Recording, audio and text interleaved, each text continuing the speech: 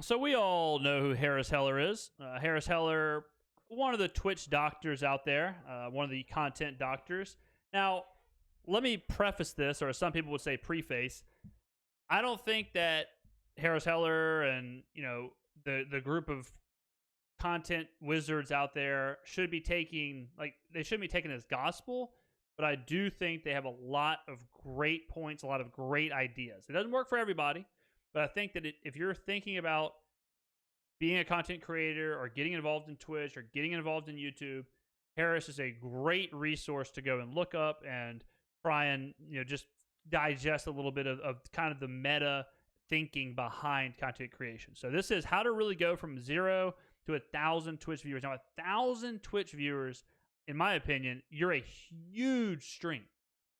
I think if you're anywhere near 200 viewers, you're probably like a full-time streamer who you're a big stream. 500 viewers is like you're a really big stream. 1,000, I mean, that's you're super successful. So 0 to 1,000 is a lot. 0 to we'll see what he has to say, but I mean 0 to 100 is the real hard part.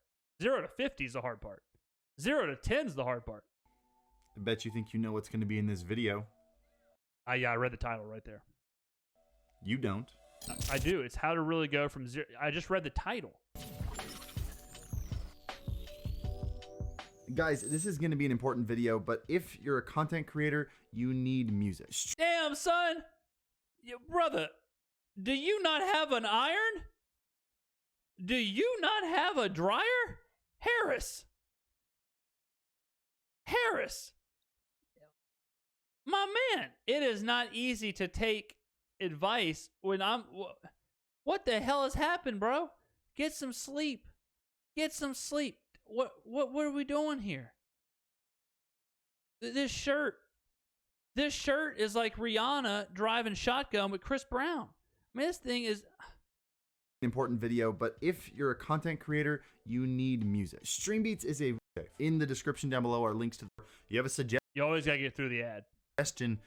Jump in there, clicks. Like, everybody wants to know the secret to get more viewers. 2 years ago, I had about 5 viewers on Twitch and fewer than 1,000 subscribers on this channel. But I did have an advantage that most streamers don't have. I had done it before. I had built a music social media career to over 2 million followers with my wife, and then with mistake after mistake, watched it slowly fade into obscurity. And that was heartbreaking. But from that, I learned some instrumental habits that I used to grow this channel to what it is now, where I usually average about 800 to 1,000 viewers when I'm in just chatting. So let me share with you 5 of my most crucial habits. Yeah, me too. That set me apart from most streamers. And I'll share some examples. I'll talk about some things people asked me in chat that have kind of prompted some of these. So if you find yourself being one of the people that have asked one of these questions, please don't be offended. Instead, see this as an opportunity to learn something much easier than I had to learn it. I'll tell you right now, the move is YouTube. I mean, Harris will probably tell you that, but he would not have 800 to 1,000 viewers in Twitch if he did not have these YouTube videos. So the only way to get discovered on Twitch now, the only way is outside sources. It's impossible another way. So unless you are a 1% professional gamer who can exist from winning trophies and winning championships, you have to put your content on YouTube, put your clips on Instagram, put your clips on Twitter. If you do not do that, you are wasting your time 99% of the time. I tell new streamers all the time where if you're playing Among Us, if you're playing Fortnite, if you're playing Call of Duty, if you're playing Valorant, if you're playing World of Warcraft, if you are not putting that stuff out somewhere else, nobody is going to scroll 20 pages down to find your channel and then happen to watch your channel, happen to like it, happen to come back, all that stuff. So it's a pretty obvious thing, in my opinion, nowadays of what you have to do if you want to even have a shot at this whole thing.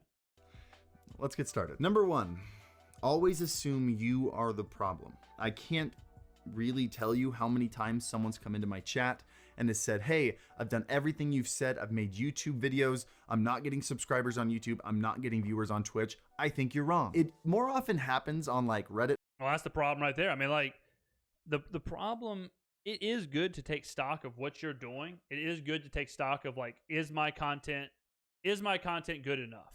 You know, like, is it engaging? Is it being watched? How long are people watching the videos? Do I prompt them enough to go to Twitch? Do I prompt them enough to subscribe? Do I prompt them to do this? That kind of stuff is a big part of it, for sure. Understanding like what you are doing positively or negative. And that's for anything. I mean, forums where people are talking. Like, I listen to every podcast I put out. Every time I do a podcast, I listen to it on my device. I listen to it for mistakes in editing. I listen to it for what I can improve on audio-wise. I listen to it for what I can improve on for me. And, you know, I mean, it's an extra step, but you got to do it if you're being serious about this. And everything is so competitive now in content creation, whether it's podcasts or YouTube videos or Twitch streams or Instagram or TikTok or whatever. If you are not taking it seriously, 99.9% of the times you will fail. Talking about me than people actually saying it to my face. But 100% of the time I've looked at their YouTube channel, it is very, very obvious why nobody's watching them. And I would say 99% of the time, what I find is someone has posted like 6 YouTube videos. They're all just, 5 minutes of straight gameplay, no edits, and they already gave up. That's all they were willing to try. No great title, no thumbnail, just... I think if you're doing YouTube, you shouldn't even worry about it until your 50th video or something like that. Your channel has to have stuff out there for you to even be registered in the searches, even noticed. If you're making 10 videos and you're like, man, these 10 videos have 1 view, 2 view, 3 view, 4 views, get out of there. You don't even need to take stock until about the 50 to 60th video. Let me slap up 6 and nobody gets there. Videos, and if it doesn't work, then it's Harris's fault. Or YouTube's fault, or Twitch's fault. People, by nature, look for the path of least resistance, and they're always looking to cut corners. This is not a job where you can cut corners. This is a job where effort is the majority of the fight. Are you willing to work harder than anybody else? Are you willing to learn more than anybody else? There are always... That really, I mean, that is the name of the game. Like, if I was teaching a class on content creation, if you're on YouTube, if you're not willing to have at least 5 videos a week, minimum 5 videos a week, you don't have a chance. I mean, we have on my channel, I have not only daily content, but I have some days where I have like 2 or 3 uploads. I think we had like probably 4 or 5 uploads in the last 24 hours. And I'm not saying that's great either. You don't want to oversaturate your own channel, but I mean, and we're not a big channel. We're not even a small channel. So if you're not willing to bust your ass every single day, make the clips, put it on Twitter, put it on Instagram, go on YouTube, cut the podcast, cut the audio, cut the video, do the editing, do the thumbnails, do the descriptions, do the SEO. If you're not willing to do just one step of that, don't do it.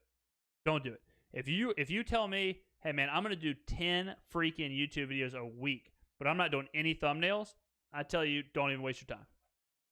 Things you can improve on. There are major things that I want to improve on in this channel because I see where I lack with every single video. If you're not finding the success you want, assume you are doing something wrong and try to figure out what it is. Number 2, be willing to observe and learn from everybody across all industries, but most importantly in this one.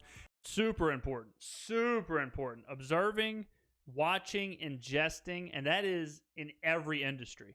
If you're in sports gambling, if you're working in that industry, if you're working in casinos or whatever, if you're not ingesting the community, if you're not listening to podcasts, watching shows, reading blogs, you're missing so much. Same with us. You can't be a big-time Twitch streamer if you don't know what's happening on Twitch or what's happening on YouTube or what's happening in your gaming community.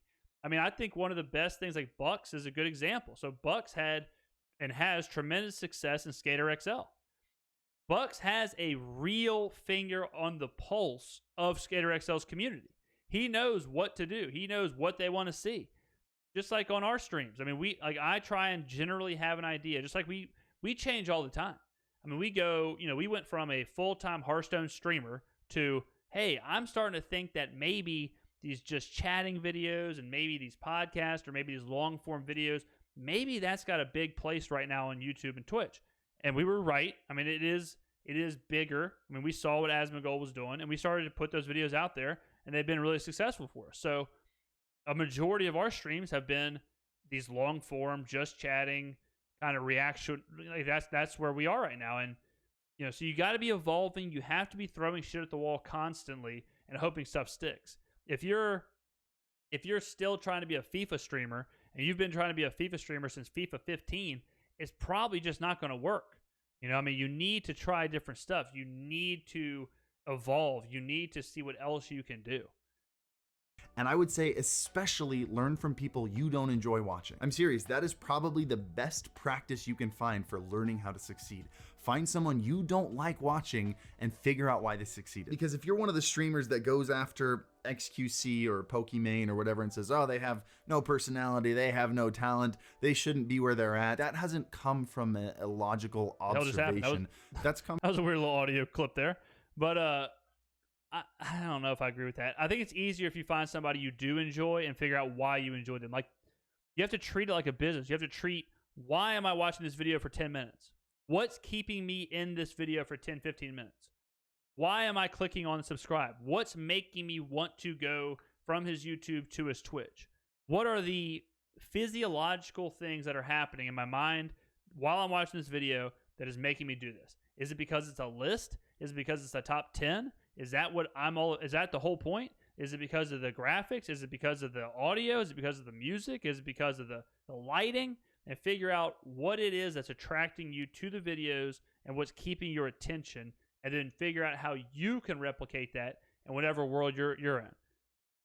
Come from spite, and you're losing an opportunity to learn from these people who are where you want to be. They're successful for a reason.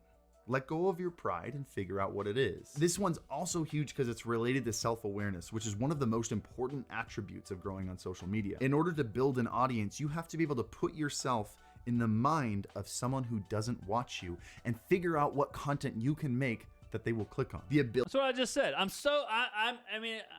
on a whole nother level. To figure out why people click on streamers that you don't enjoy watching is a valuable practice in learning self-awareness. Number 3, figure out how to stand out. Figure out your niche. You got to have a niche nowadays. Back in the day, I actually think I was pretty ahead of the curve on this. Back in the day, you could just throw a ton of shit on a channel. Whatever happens, happens. Now, it's better for you to have a channel for World of Warcraft and a channel for FIFA and a channel for Call of Duty and a channel for podcasts and a channel for wrestling and a channel for... It's better for you to have 15 channels, find the niche, hope you get a really compact group of people in there that like what you're showing, than scattering everything all over the place. So this is for sure a thing.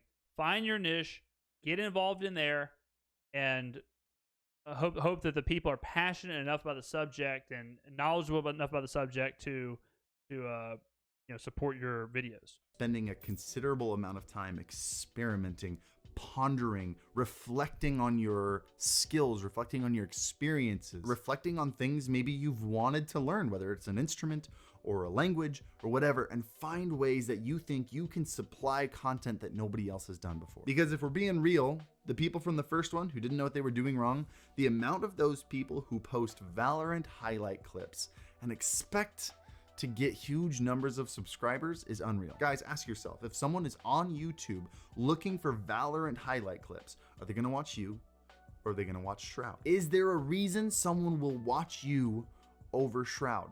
And for some of you, maybe there is. This is another big difference between Twitch and YouTube or whatever else. People have a really hard time deciding what kind of streamer they are. And there's really only two kinds of streamers, in my opinion. You have your gameplay streamers and you have your entertainment streamers. If you are not the best Valorant player in the world or in the 1%, you ain't a gameplay streamer. Bottom line. So you've got to figure out, okay, I know they're not coming here for my highlights. I know they ain't coming here for my gameplay. So what do I need to do to make this entertaining? Is that getting involved in chat? Is that what it looks like on the stream? Is that graphics? Is it, engagement? What is it? Like when we're playing, anything, like FIFA. When we're playing FIFA, we're barely even like gold 1. I think we were elite in Foot Champs once. I know I'm not a gameplay streamer. No one's coming to my FIFA streams to watch me be one of the best FIFA players in the world. So I have to sacrifice the gameplay for the fun or the entertainment or whatever. That's like problem number one. Unless I'm in overtime. Yeah, I've never lost in overtime. If I'm in overtime, I'm the best in the world.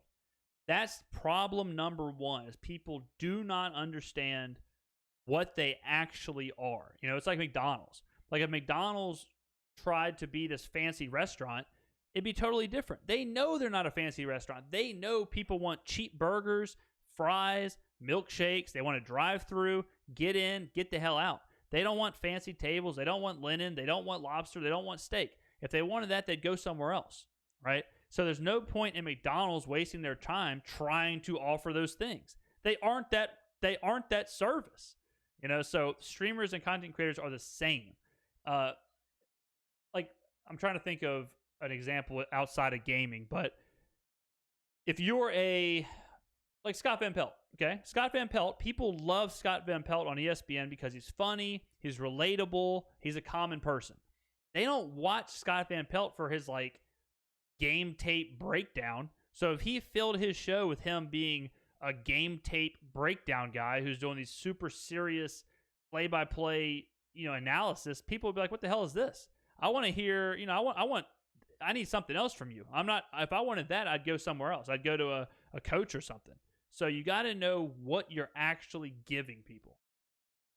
But it is a small minority. Almost everybody on Twitch is sitting at their desk playing video games. What are you doing that makes you different? What value do you bring to an audience that they can't get anywhere else? Number 4, avoid getting too comfortable. This is one that more applies to people after they start growing.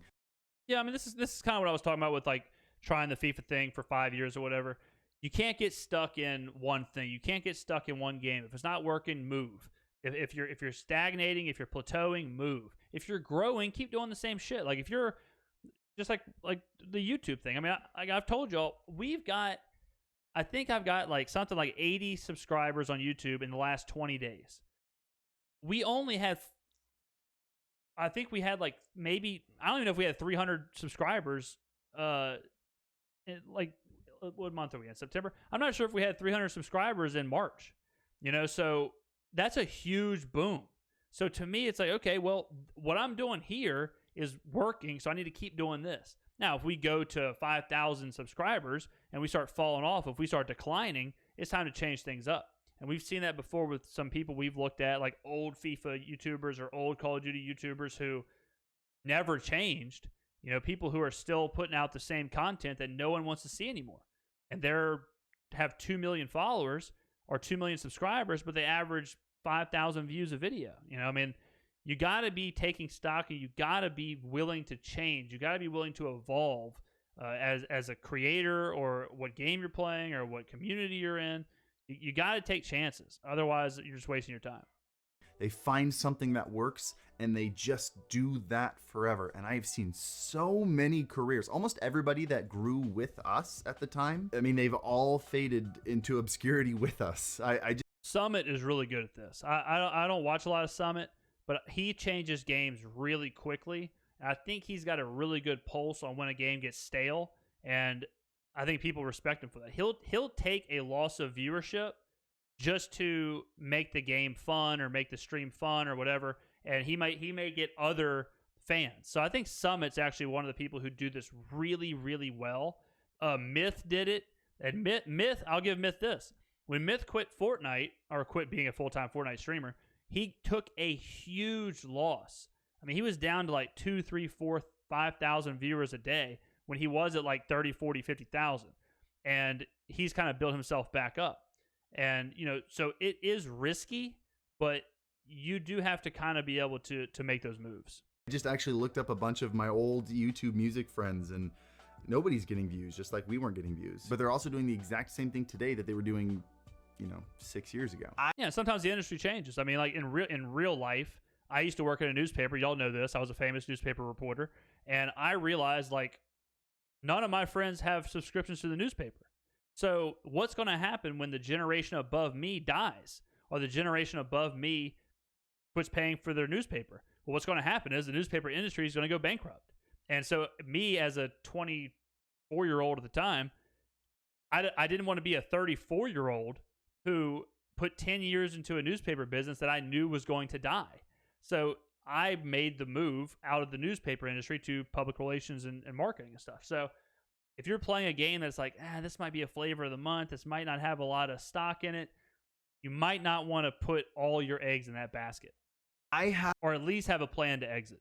Or at least have an exit plan. I have like 10 projects in the pipeline. Some of them make sense. Some of them are the weirdest thing that you would never expect me to do. And I am pumped about all of them. They keep me going. They keep me passionate about what I do. They keep you guys excited. That's the big one. The internet. I mean, I think I have 6 YouTube channels. I have like 2 podcasts. I mean, I have so much shit going on, and it's just because you got to be flexible. That is fickle, and if you keep doing the same thing for too long, they'll get bored and they'll find someone else, someone new, someone exciting. There's a lot of them on the internet. There are so many weird ideas that I have that I just never even end up doing because I can't figure out a way to make them fit. I want to make meltable candles for gamers. I'm gonna call them Game Sense. Someone's gonna take that now because I said it on a YouTube video. It is what it is. I probably wasn't gonna make them. Hey, I need a loan. Yeah, I got a business idea. Yeah, for a candle. It's called Game Sense. Yeah. Just give me, just give me, no, it's an original idea. Hello? I don't think I even know all your channels. Yeah, I mean, like, you just got to kind of, I mean, we have a channel for wrestling, we have a channel for Hearthstone, we have a channel for this, the podcast and stuff, we have a channel for, like, gaming, we have a channel for actually playing games, we have a channel for sports games, so we've got a ton of shit out there, but I mean, I can't tell you how many projects I think of doing. Sometimes there's just not enough hours in the day. I thought about watching every single WCW Nitro from start to finish. So we're talking about like 6 years of episodes, 6 years of 3-hour episodes, and doing like a podcast and all that stuff. And I think it's a great idea. And if I was getting paid to do it, I would certainly do it. But that's one of those things where it's like, man, you talk about you take your time ratio, your time work ratio, and I would just have to cut so much stuff out, and I would love to do it, and I think it would be awesome, but I can't physically do it. I don't have the time. I don't have the whatever. If I had someone, like I've said before, if I get to where I start making money off of my YouTube or Twitch or something, and I can hire an editor and someone to do all that stuff, the back end, then I'll start doing projects like that where, I'll do every Nitro or every Raw or something like that. But I'm constantly thinking of projects, constantly. I mean, I've even thought, like, recently, y'all know from the podcast, I started watching Gilmore Girls. And the other day I was like, you know what I need to do? I need to watch every episode, and I need to do a podcast about Gilmore Girls, like recapping each episode. I need to start making videos. And then it's like, before I could even start, I was like, pump the brakes. We're already doing content for about 8 hours a day. Like, we don't need to add on another project. So I definitely get that. But you got to be thinking. Your wheels always had to be turning. Comment below if you think I should do that. But by always pushing yourself, trying new things, trying to innovate, you not only keep yourself passionate and excited about what you do, but you keep your audience excited. Here's another project I thought about doing. It was called This is 30. When I turned 30 years old, I thought about taking 1 month out of the year, every month, and then dedicating those 30 days to a hobby that I've never done before. So like January, I was going to spend 30 straight days learning how to skateboard. And the video, the whatever, was going to show my progression each month in that thing. February, or 30 days for each month is what I meant. But I don't even know what I said. But that was my plan. And then to have 12 different hobbies, archery, fishing, learning a language, cooking, whatever. And that was going to be the whole thing. It was going to be a year-long thing where I took a different thing for 30 days, spent like an hour or 2 hours or whatever for 30 straight days doing it and filming the progression. Whatever. I mean, you see that all the time on YouTube. Like I did 500 push-ups a day for 30 days, right? And that was an idea in my head that was like, man, that would be dope. That would be sweet. Like going to the driving range for 30 straight days and seeing how much better you get at golf. Yeah, that'd be super cool. But, it's really hard to do those things when you're not professionally doing it or backed by any kind of finances. So those are projects that just float around in my head and dribble out of my ears at nighttime. For what you do next. And number 5, this one is probably the most vital one out of all of them. Stop focusing. Disney Plus, Hulu, and ESPN. You son of a bitch, Harris. You snuck in a damn ad. Growth in terms of numbers, followers, subscribers. Focus on improvement. If every single video you make is slightly better than the one before, you've tried one new thing, you've learned one new skill, focusing on growth, like you talk about not have a chance is, it blows my mind when people start streaming and they're like, man, no one was in my stream.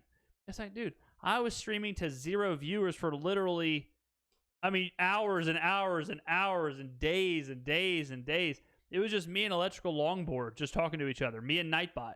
I cannot tell you how many YouTube videos I have with less than 5 views. I have some videos right now on my YouTube channel that I've put out in the last couple days that have 1, 2, 3 views. And that shit just doesn't matter. We started off the podcast, or we started off the stream today with me getting destroyed on a YouTube video with like 20% like to dislike ratio. You can't worry about likes, you can't worry about growth, you can't worry about sub numbers, you can't worry about subscriber numbers. It will happen or it won't happen, but all you can control is the content that you're putting out. If you stream, if you're like, all right, I'm going to be a full-time streamer, and you stream for 2 days, and you're like, dude, this sucks. I streamed for 4 hours on Monday and 5 hours on Tuesday, and not a single person was in chat. It's like, dude, why would someone be in chat? Like, you just started. Why would anyone be in chat? You know how lucky you have to be to have someone in chat? You know how lucky you've got to be for somebody to scroll down to the 0 viewer Andy and click watch?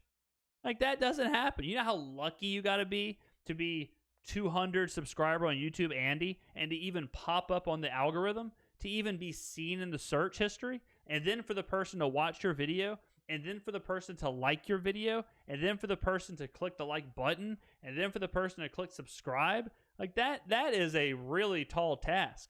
And then that happened 100 times, 200 times, 300 times to where you get followers and subscriber numbers. This shit is tough, man. That's something I'll give myself. I love complimenting myself. I've never quit. For the last 8 years, I've always been putting out content. I've always been putting out podcasts. I've always been putting out YouTube videos. It's not all consistently. Like, I may have done YouTube really strong for 6 months and then switched to Twitch, or then switched to podcasts and then switched to whatever. But I see way too many people start a blog or start a website or start a YouTube, and they do it for 2 weeks and then it's over. And it's like, you can't water a plant for 2 weeks and expect it to grow for the rest of its life. You've got to water it every single day. If you buy a plant and you don't take care of it, even if you take care of it for a year straight, if you leave it alone for a week, it'll die. And that's how this content game is.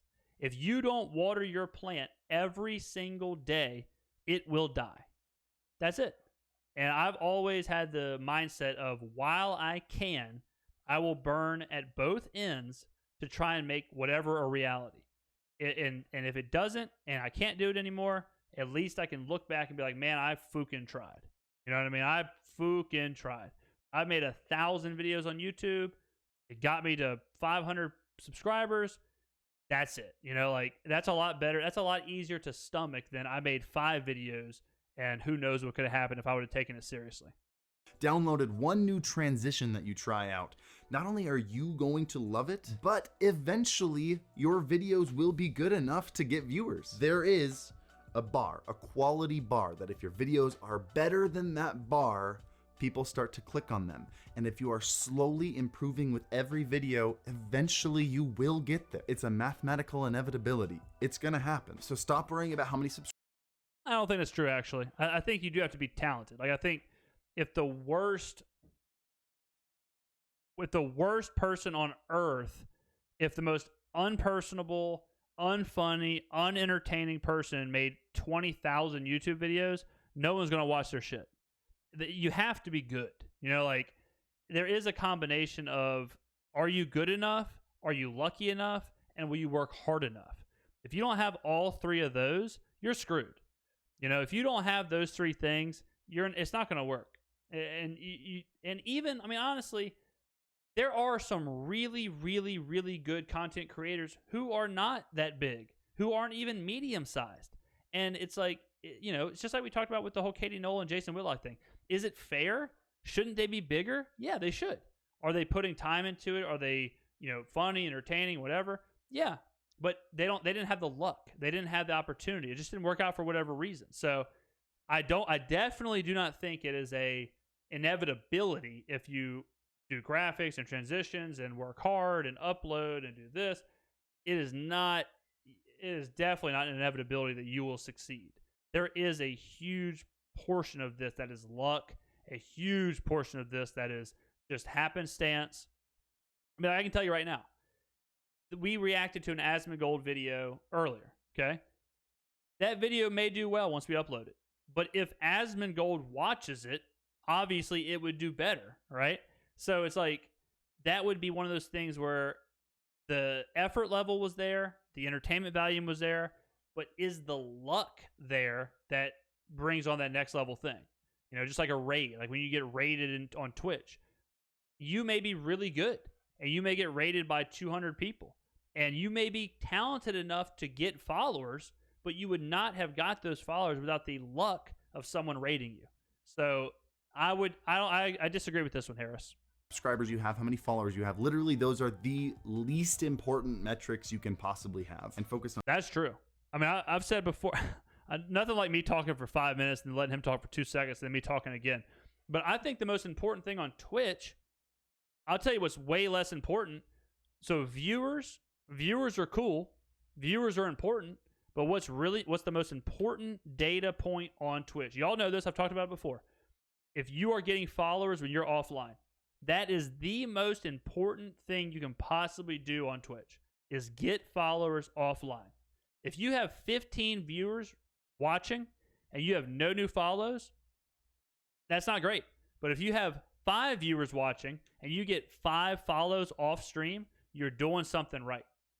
On you, focus on your content, focus on your improvement. These 5 things are literally the building blocks, the foundation that I would attribute. And just like that, baby, Dimplo is following the channel. Thank you very much, Dimplo, for listening to me rant and rave about God knows who, what, when, and where. Let's get some welcomes in the chat. Thank you very much, Dimplo, for sliding up in here, man. Thank you very much, dude. I appreciate that.